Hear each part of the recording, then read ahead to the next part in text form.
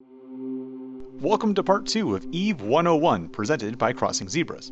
This episode is going to cover the pilot a player uses, what skill training is, and what the concept of security status means.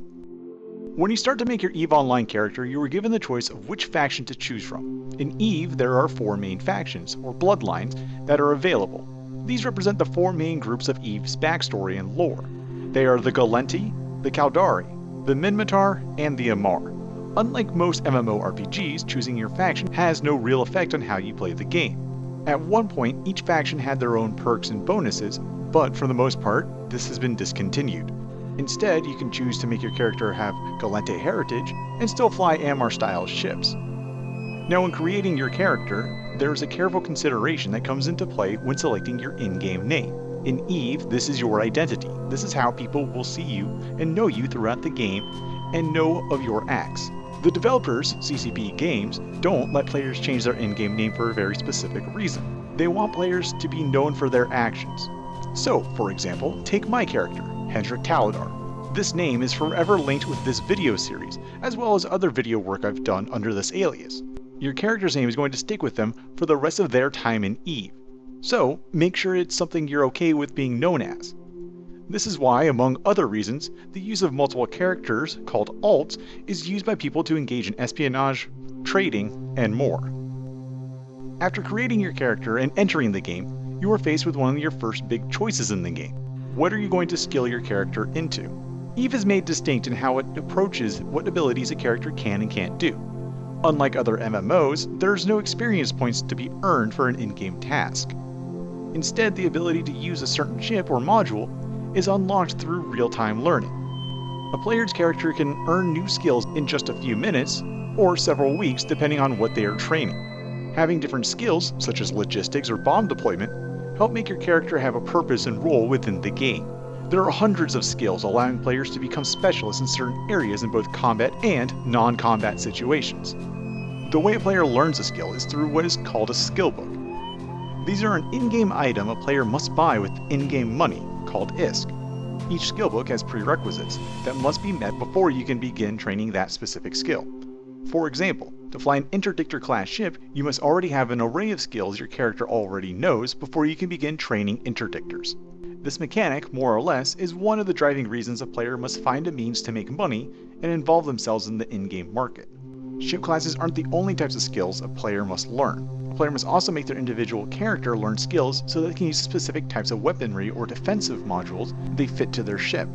There are posts and wikis that go into deeper detail, but this is the gist of the system. If you're thinking to yourself, how in the heck do EVE players keep track of what skills they already know or want to learn in a few weeks? It's quite simple. EVE is supported by a wide array of third-party developers who make external programs who help track these sort of things. There are a few programs in the area of skill training management and planning. While I won't be going over how to use these programs specifically, I highly suggest you look at the programs such as EveMon and Vitality, as they are programs developed for Windows OS and Mac OS respectively. As I said earlier, there are no XP or levels for a player to worry about in EVE Online. However, there is a similar mechanic known as clone grades. In EVE, when you die in your pod, you lose that clone. That clone is the way you retain all your skill points. It's a way to punish mistakes a player may make in making sure that their clone grade is updated to the necessary level. Updating your clone grade costs in-game money, and progressively get more expensive the higher up you go on that list. This is because the higher you go up on the clone grading scale, the more skill points that clone can retain. Failure to have a clone that retains the same amount, if not more, skill points than you already know can result in you losing skill points in a random skill, causing you to retrain it to an acceptable level. It's a bit of a complicated process, so if you're still confused, ask around or check out the EVE Online wiki for more details. After knowing what your character is training in, there's another thing a new player should be immediately aware of, and that is what the in-game security system is. This covers 2 things specifically: the character security status and the system security status. Each player has what is called a security status. This determines, in succinct terms, if a player is good or bad. The value ranges from -10 to +10, with a character losing status due to what are deemed criminal acts according to the in-game NPCs. A player gains security status by destroying enemy NPCs or submitting dropped items such as soldier tags at a specific location. The player security status also comes into play when they go into a system. In EVE, there are also status rankings for each system in the game. EVE has hundreds of systems, which you can think of as a zone or an area, and they're all interconnected. The security status of each system determines certain rules and privileges a player can partake in. For example, when people talk about the player-ran empires, they're referring to what is called nullsec, where the game allows for more loose rules than that of places such as highsec. The two terms I just used, nullsec and highsec, are classifications of the three areas of EVE's core gameplay. There are highsec systems, which have a security status of 0.45 to 1.0, lowsec, which has a security status of 0.05 to 0.45, and nullsec, which has a security status of 0.0 to -1.0. As I said, each of these three systems have different rules applied to them. An example is in the difficulty of the NPC pirates players shoot as a means to make money.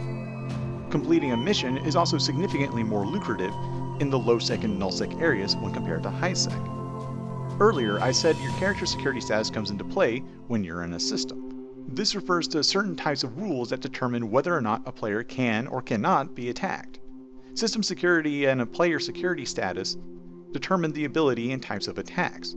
We'll get into intercorporations and inter-alliance wars in a future video, but just know that in EVE Online that there's a heavy emphasis on PvP. Take for example a system with a 1.0 security status rating. A player character whose security status is at -2.0 or lower can be attacked without punishment by the NPC police.